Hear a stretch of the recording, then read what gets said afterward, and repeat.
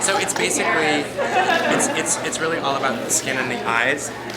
So the whole collection, there's many different ideas running through it, of course. Like that's always how Shane and Chris are. But excuse me, specifically, like what I thought was really interesting was this idea of like artificiality and candy. Sort of is the underlying theme of the collection. So we're doing very. We're not using a lot of color. We're using very like skin tone and very nude colors. Basically, rose gold is the color we're using. And instead of doing it in a really natural application like you typically would with like these sort of very nude or natural colors, we're doing it in a really geometric and sort of strong way. So we're doing like a, how are you? Nice to see you. We're doing like a triangle shape on the eye. So it's this idea of like candy and artificiality, but then also another sort of theme in the collection is the Memphis furniture movement, which again, like how do you make a reference of that to makeup? So sort of the shape is how we're sort of nodding to that. So it's really just it's one of the multiple sticks from NARS called Maldives that we're using to make the base for the color. Literally just drawing. Like when the girl's eyes open eyes, you literally just sort of draw a straight line out and then connect it in the corner. So it's sort of like a cat eye, not blended at all, and in a in a sort of in an unexpected color. I think the thing that's interesting about it too is sort of at first glance the girls don't really look like they have a lot of makeup on, and then you get this sort of like strong shade when you look at them more closely. And then to make the eye stand out even more, we're making the skin very matte. So we're using the Radiant Creamy Concealers. After a lot of skincare, we're using Aquagel Luminous Oil-Free Moisturizer and Luminous Moisture Cream. So the first one's very watery, like a massage, and then the second one is more rich.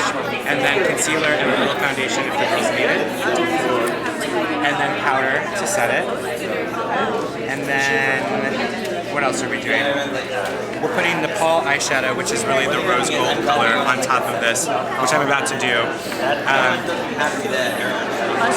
On top of the multiple, because you see that that's where you get the real, the layering makes the texture really stand out. And when you see the shoes, you'll sort of see the color. It's this amazing, like patent leather rose gold pearl, which was sort of the color that I wanted to mimic in the makeup. And what I love about this color, it looks good on every skin tone. It looks good from like the lightest to the darkest of skin tones. So, oftentimes you have to like change looks so it looks good on, every skin tone, but this one I think like it really looks good on everybody. You don't have to do anything to change it. So to get the shape, I'm sort of telling everybody, where's that angle brush? I have to use yours because mine is stolen. Oh no, there it is. Stop blaming everybody. Somebody stole my brush. Really unblended. So you take like the angle brush and like literally almost like carve it out. And then the same on the bottom. So you just go right over the shape that you left. Exactly. So the idea, look straight ahead. Like when the girl looks straight ahead, it's just like a straight line. And then we just basically powdered around, so that the skin isn't shimmery or reflective anywhere, and that helps to make the shape stand out more too when you add the powder next to it. And then we are doing mascara, top and bottom, just a little of the lengthening mascara. Almost none really, just to make the lash a little defined, so that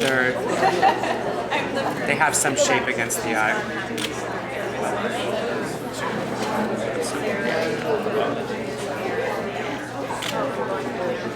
And then a new product for fall that we're using, which I'm very excited about, is brow gels. We have 3 brow gels. Clear, and then like a light taupe and a dark taupe. But we're just making the brow very brushed up. very sprouty.